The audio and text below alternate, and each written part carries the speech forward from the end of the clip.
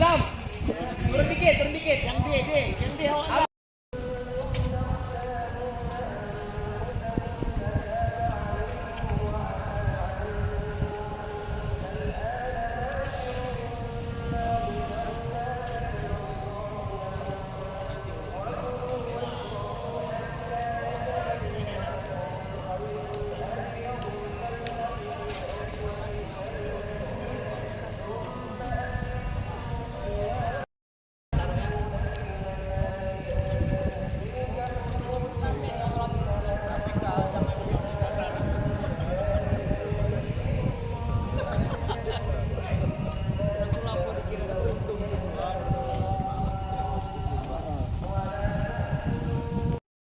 Assalamualaikum warahmatullahi wabarakatuh, sobat channel YouTube Padran Okta. Hari ini saya sedang berada di Masjid Islamic Center, kampus Tain Sultan Abdul Rahman, kawasan Curug Ijo, Kabupaten Bintan. Dan hari ini kita akan melihat kegiatan di sini dihadiri Pak Gubernur dalam rangka menjadi khotib sholat Jumat dan sekaligus kuliah umum terhadap mahasiswa baru di kampus Tain Sultan Abdul Rahman ini. Seperti apa kegiatannya? Ayo ikuti videonya. Masjid.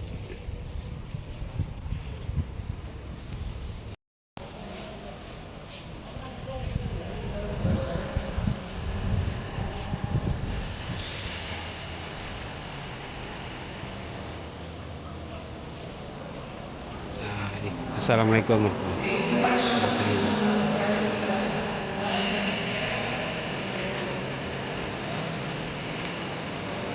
Ini ada untuk yang shop akuat ya, perempuan, dan ini ruangan untuk laki-laki, untuk ikhwan.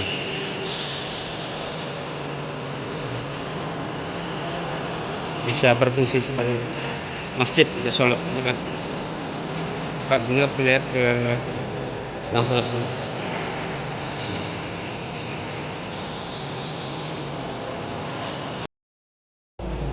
Yang menjadi khatib atau imam sekaligus kami minta dari kesediaan Bapak Gubernur untuk mengisi khatib serta imam di Masjid Sultan Abdul Rahman Muazzam. Adapun petugas masuknya sholat Jumat pada siang hari ini pada jam 12:09. Masuknya Allahumma salli wa sallim ala sayyidina Muhammad ashabil akramin wa sallim wa radiyallahu ta'ala anhum ajma'in sallimu taslima.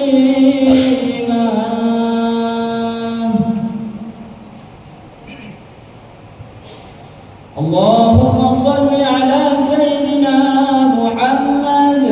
Allahumma salli ala sayyidina Muhammad. Allahumma salli ala sayyidina Muhammad wa ala ali sayyidina Muhammad.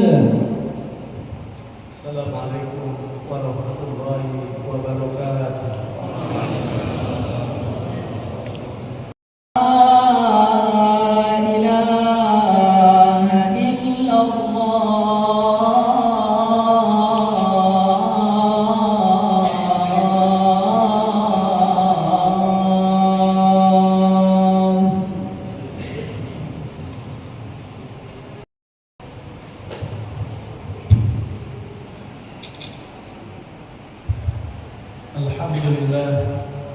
Alhamdulillah wa kafa. Wassalatu wassalamu ala sayyidina Muhammadin al-Mustafa wa ala alihi wa sahbihi wa ahli sidqi wal wafa. Ashhadu an la ilaha illallah wahdahu la syarika lah wa ashhadu anna Muhammadan abduhu wa rasuluh. Kelebihan rezeki nikmat Allah Subhanahu wa taala. Negeri itu tepatnya berada di negeri Yaman. Dan negeri itu negeri yang kaya raya, masyarakatnya terhormat. Namun pada akhirnya negeri itu Allah luluh lantakkan karena masyarakatnya tidak beriman kepada Allah. Negeri itu bernama negeri Sabah. Negeri yang dipimpin oleh seorang perempuan. Negeri yang dipimpin oleh seorang ratu yang kuat yang bernama Ratu Balqis. Dan kisah perjalanan negeri Sabah itu secara khusus Allah ceritakan di dalam Al-Quran, di dalam satu surat khusus, yaitu surat ke-34, yakni surat Sabah. Di dalam Quran surat Sabah ayat 15 Allah berfirman, A'udzubillahi minasyaitonirrajim. Bismillahirrahmanirrahim. Laqad kana li saba'in fi maskanihim ayah. Jannatani ayyamini wa shimal. Kulu min rizqi rabbikum washkurulah. Baldatun thayyibatun wa rabbun ghafur. Sungguh kata Allah, pada negeri Sabah itu terdapat tanda-tanda kebesaran Allah. Apa tanda-tanda kebesaran Allah di negeri Sabah itu? Jannatani ayyamini wa shimal, yaitu dua sisi kebun, di sisi kanan dan di sisi kiri. Kemudian Allah katakan, makanlah apa yang Allah anugerahkan rezeki kepada masyarakat di negeri Sabah itu. Dan ditutup dengan kata-kata oleh Allah, baldatun thayyibatun wa rabbun ghafur. Negeri kamu adalah negeri yang makmur, negeri yang baik, dan Tuhan kamu adalah Tuhan yang maha pengampun. Negeri Sabah meskipun negeri yang kaya raya, tapi sayangnya kaum muslimin sidang Jumat rahimakumullah, masyarakat di negeri Sabah itu ternyata tidak beriman kepada Allah. Mereka menyembah agama nenek moyang mereka. Mereka menyembah matahari. Negeri Sabah ini berdiri di masa Nabi Sulaiman alaihissalam, Nabi yang dalam sejarah terkenal terkaya, Nabi yang kaya raya, yang juga disebut Raja Sulaiman. Kebiasaan Nabi Sulaiman alaihissalam itu, karena salah satu mukjizatnya adalah bisa berbicara dengan makhluk-makhluk apa saja. Maka Nabi Sulaiman punya kebiasaan di dalam sejarah selalu mengabsen makhluk-makhluknya pada saat-saat tertentu.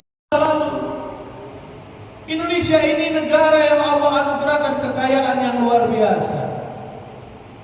Di dalam perut bumi, di atas perut bumi, di darat, di laut. Potensi-potensi negara yang Allah ciptakan di negeri Indonesia ini sungguh luar biasa.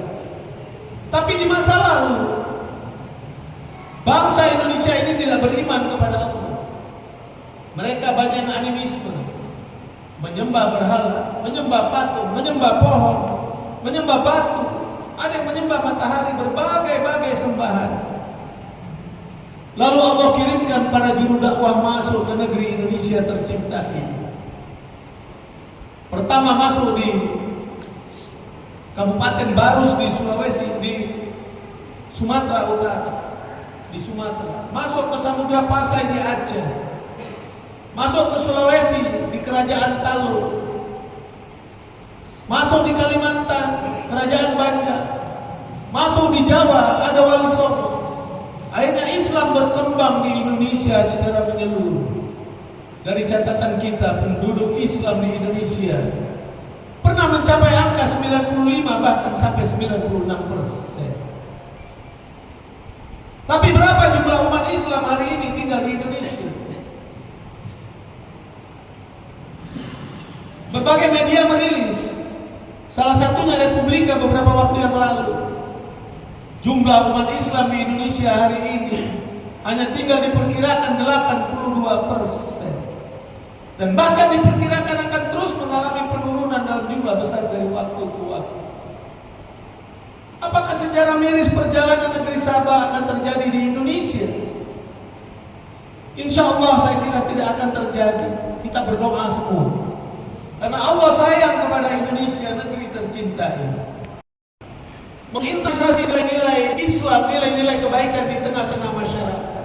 Apapun profesi kita, sebagai pemimpin kah, sebagai mahasiswa kah, sebagai dosen kah, sebagai RT kah, RW kah, TNI kah, Polri kah, kita semua umat Islam wajib berdakwah, menginternalisasi nilai-nilai kebaikan itu di tengah-tengah masyarakat.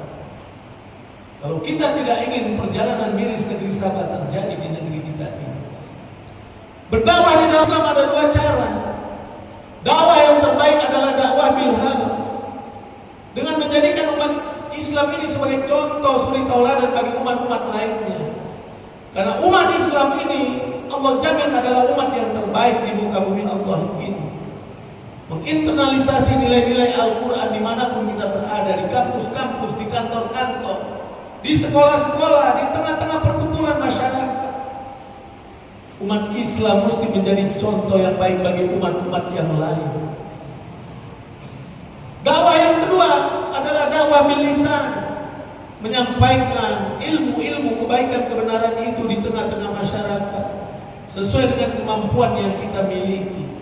Tidak perlu kita menjelek-jelekkan agama lain, tidak perlu memburuk-burukkan agama lain. Jauh lebih penting bagaimana kita menjaga umat Islam dari waktu ke waktu agar umat Islam memiliki kualitas yang lebih baik dari hari ke hari.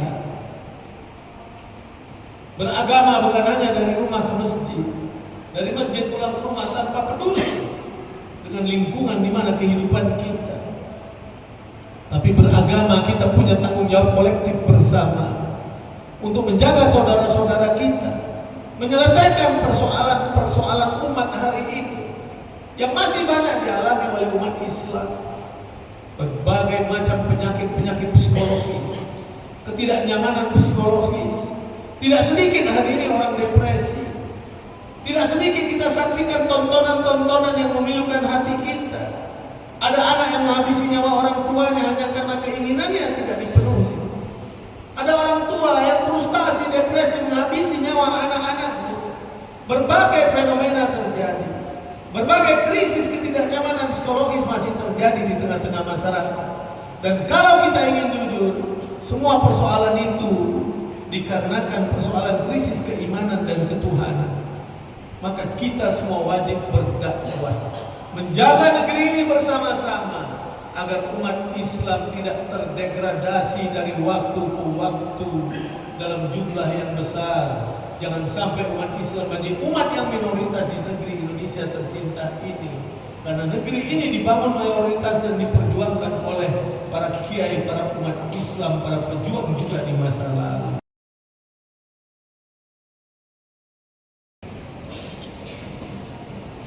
Allah